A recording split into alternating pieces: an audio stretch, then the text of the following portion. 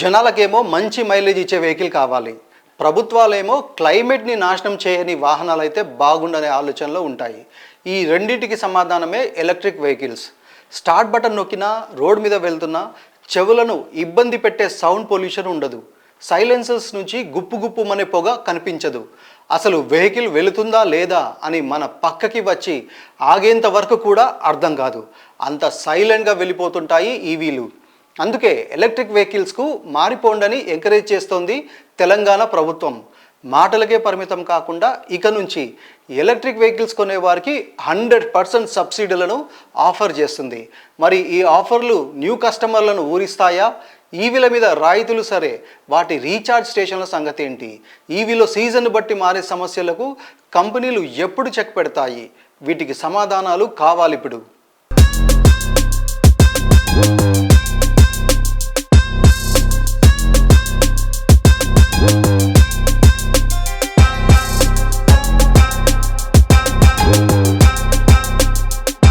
ఢిల్లీలా మారకూడదనే electric vehicles కొనుగోలును encourage చేస్తున్నామంటూ ప్రకటించారు తెలంగాణ రవాణా శాఖ మంత్రి పొన్నం ప్రభాకర్. నిజమే మరి, ప్రస్తుతానికి ఢిల్లీ స్థాయిలో కాకపోయినా హైదరాబాద్లోనూ పొల్యూషన్ తక్కువేమీ లేదు. గతంతో పోల్చితే హైదరాబాద్ రోడ్ల మీద వెహికల్స్ విపరీతంగా పెరిగిపోయాయి. ఎక్కడికక్కడ ట్రాఫిక్ జామ్లు, రోడ్ల మీద గంటల తరబడి, కిలోమీటర్ల కొద్దీ ఆగిన వాహనాల నుంచి కొలవలేనంత కాలుష్యం వెలువడుతుంది. డే లైట్లో కనిపించదు గాని సాయంత్రాలలో లేదా రాత్రివేళల్లో వెలుగుల మధ్యలో ఓసారి క్లైమేట్ను అబ్జర్వ్ చేయండి. ఎటు చూసినా మొత్తం పొగ కమ్మేసి కనిపిస్తుంటుంది. శీతాకాలంలో ఆ ఫాగ్ని చూసి చాలామంది మంచు అని భ్రమపడుతుంటారు. నిజానికి అది మన ఊపిరి తీసే వాయు కాలుష్యం. అందుకే తెలంగాణ ప్రభుత్వం అప్రమత్తమైంది. భవిష్యత్ భయంకరంగా మారి డేంజర్ బెల్స్ మోగే ఛాన్స్ ఇవ్వకూడదని కొత్త నిర్ణయాలు తీసుకుంది రవాణా శాఖ. పెట్రోల్, డీజిల్ వాహనాల స్థానంలో ఎలక్ట్రిక్ వెహికల్స్ కొనుగోలు చేయమంటోంది. ఏకంగా 100% రాయితీ, ట్యాక్సుల మినహాయింపు ప్రకటించారు ట్రాన్స్పోర్ట్ మినిస్టర్. पहले ईवी पॉलिसी 2020 से 30 तक था. वो पॉलिसी में सिर्फ 5000 गाड़ी तक लिमिटेशन था. आज हम तेलंगाना सरकार श्री रेवंत रेड्डी जी का नेतृत्व में नया ईवी पॉलिसी लाया गया जीवो नंबर 41 के मुताबिक. वो पॉलिसी में हम 2024-31 दिसंबर तक तेलंगाना की जनता अनलिमिटेड इलेक्ट्रिकल व्हीकल खरीद सकते. उसमें 4 व्हीलर है, 2 व्हीलर है, 3 व्हीलर है, बस पर आरटीसी के है और कोई किसी संस्था के लिए उनके संस्था के लोगों के लिए ट्रांसपोर्ट का व्हीकल चाहिए तो बस भी इलेक्ट्रिकल खरीद सकते हैं. उसमें कोई लिमिट नहीं है. और हम यही चाहता है कि बस ज्यादा ये व्हीकल ज्यादा इस्तेमाल हो और तेलंगाना हेडक्वार्टर हैदराबाद में पोल्यूशन दिल्ली का जैसा ना बने. ये हमारा चीफ मिनिस्टर का, हमारा सरकार का इरादा यही है.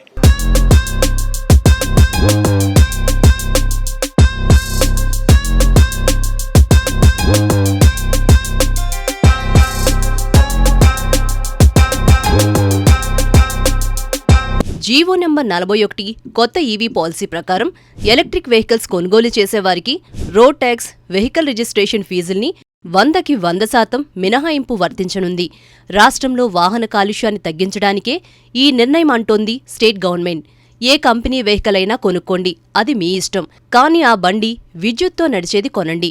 భవిష్యత్ తరాల్ని కాలుష్యపు కోరల నుంచి రక్షించండంటున్నారు పొన్నం ప్రభాకర్. అలాగే ప్రస్తుత నిబంధనల ప్రకారం రెండో వాహనం కొంటే ఎక్స్ట్రా 2% పన్ను చెల్లించాలి. ఆ కొనే వెహికల్ ఈవీ అయితే ఆ 2% ట్యాక్స్ వేయబోమంటోంది ప్రభుత్వం. 2 వీలర్స్, 4 వీలర్స్, ఆటోలు, లైట్ వెయిట్ ట్రాన్స్పోర్ట్ వెహికల్స్, ట్రాక్టర్లు, ఆర్టీసీతో పాటు ఐటీ, ఫార్మా సహా వివిధ కంపెనీలు తమ ఉద్యోగుల పికప్ డ్రాపింగ్ కోసం ఎలక్ట్రిక్ బస్సులు కొంటే రోడ్ ట్యాక్స్, రిజిస్ట్రేషన్ ఫీజులో 100% మినహాయింపు ఇస్తామని ఆఫర్ ఇచ్చారు. ఇప్పట్నుంచి 2026 డిసెంబర్ 31 వరకు తెలంగాణ పరిధిలో ఎన్ని ఈవీలు రిజిస్ట్రేషన్ అయితే అన్నింటికీ ఈ పాలసీ వర్తించనుంది. అవసరమైతే ఈ గడువు తేదీని మరింత పొడిగించే ఆలోచన చేస్తోంది ప్రభుత్వం. ఈ మినహాయింపుల వల్ల 10 లక్షల రూపాయల్లోపు కార్లకు 14%, 10 లక్షల రూపాయల పైన అయితే 17% road tax మిగిలినట్టే.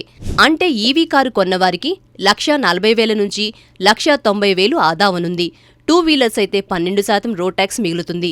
Bike, కార్లకు registration fee 1,500 నుంచి 2,000 వరకు సేవ్ అయినట్టే.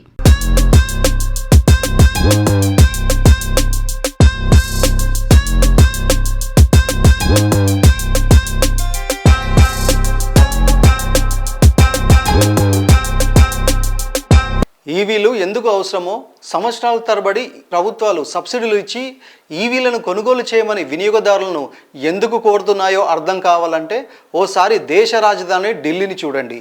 ఊపిరి ఆడక ఉక్కిరిబిక్కిరవ్వడం, కళ్ళు ముక్కు మండిపోతూ భరించలేని తలనొప్పి, నిద్రలేమితో రాత్రంతా ఇబ్బంది పడడం, తర్వాత కొత్త కొత్త రోగాలు శరీరాన్ని పట్టి పీడించడం లాంటి ఎక్స్పీరియన్స్ కావాలంటే ఓ 2 రోజులు ఢిల్లీ ట్రిప్ వేసిరండి.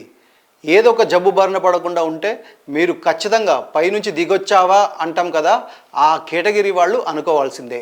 ఇవి వెటకారంతో చేస్తున్న కామెంట్స్ కాదు.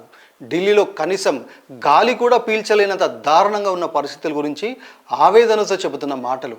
అందుకే స్టేట్ సెంట్రల్ గవర్నమెంట్స్ ఈవీలను పనిగట్టుకొని ఎంకరేజ్ చేస్తున్నాయి. ఇప్పుడు ఒకసారి ఢిల్లీని చూడండి. గ్యాస్ ఛాంబర్లా మారిపోయింది దేశ రాజధాని. కనీసం 150 మీటర్ల దూరంలో ఏమున్నాయో కూడా అర్థం కాని పరిస్థితి.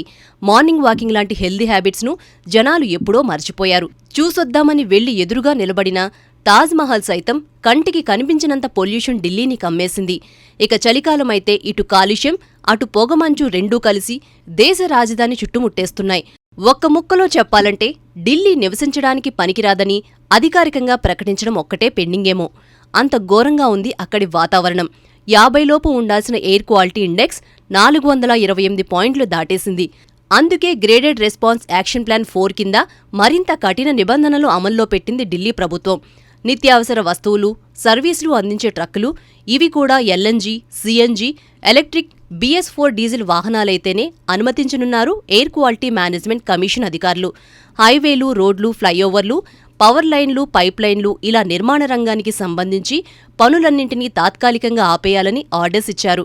అన్ని రకాల క్లాసుల స్టూడెంట్స్కి ఆన్లైన్ క్లాసులు నిర్వహించాలని స్కూళ్లకు సర్క్యులర్స్ వెళ్లాయి. ప్రభుత్వ, ప్రైవేట్ ఆఫీసులు కొలువుదీరి ఉండే ఎన్సీఆర్ ప్రాంతంలో కార్యాలయాలన్నీ 50% మ్యాన్ పవర్తో పనిచేసేలా చూడాలని, మిగిలిన వారికి వర్క్ ఫ్రం హోం ఇవ్వాలని సిఫార్సు చేసింది CAQM. మరోసారి సరీ బేసి వాహన నిబంధనలు అమలు చేయటంపై నిర్ణయం తీసుకోవాలని సూచించింది. ఎయిర్ పొల్యూషన్తో ఇన్ని సమస్యలు ఉన్నాయి కాబట్టే కేంద్రం, రాష్ట్ర ప్రభుత్వాలు ఈవీలను ప్రోత్సహిస్తున్నాయి. ఎలక్ట్రిక్ వెహికల్స్ కొనండని భారీ సబ్సిడీలు ప్రకటిస్తున్నాయి వినియోగదారులకి.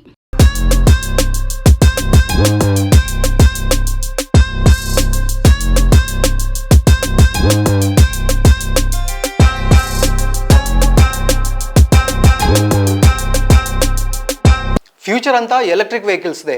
బ్యాటరీల ధరలు ఒక్కసారి తగ్గుముఖం పడితే డీజిల్, పెట్రోల్ వాహనాలది చరిత్రే అంటూ గతంలో ఓ కేంద్ర మంత్రి కామెంట్ చేశారు. 3వ అతిపెద్ద ఆర్థిక వ్యవస్థగా ఎదగాలని కలలు కొంటున్న భారత్కు ఈవీలు ఎంతో అనుకూలమన్నది చాలామంది వాదన. మరి విద్యుత్ వాహన రంగంలో మనం ముందుకెళ్తున్నామా? దాదాపు 5-6 ఏళ్ల నుంచి ఈవీల మీద ప్రోత్సాహకాలు ప్రకటిస్తున్నప్పటికీ జనాలు ఎందుకు వాటి వైపు మొగ్గు చూపడం లేదు? ప్రభుత్వాలు సబ్సిడీలు ప్రకటిస్తున్నా స్టిల్ పెట్రోల్, డీజిల్ వెహికల్స్కు ఉన్నంత డిమాండ్ను ఈవీలు అందుకోలేకపోవడానికి కారణాలేంటి? సబ్సిడీలు సరే, మరి అందుకు తగ్గ సదుపాయాలున్నాయా? ఫాస్ట్ రీఛార్జింగ్ స్టేషన్లు ఎన్ని ఉన్నాయి? వెహికల్ రీఛార్జ్ అయ్యే సమయం తగ్గించగలరా? ఈవీ ఛార్జింగ్ స్టేషన్లు విస్తృతంగా ఎప్పుడు ఏర్పాటు చేస్తారు? మెయింటెనెన్స్ తక్కువే అయినప్పటికీ పెట్రోల్, డీజిల్ లాంటి సంప్రదాయ ఇంధన వాహనాలతో పోల్చితే ఈవీలు కాస్ట్లీ.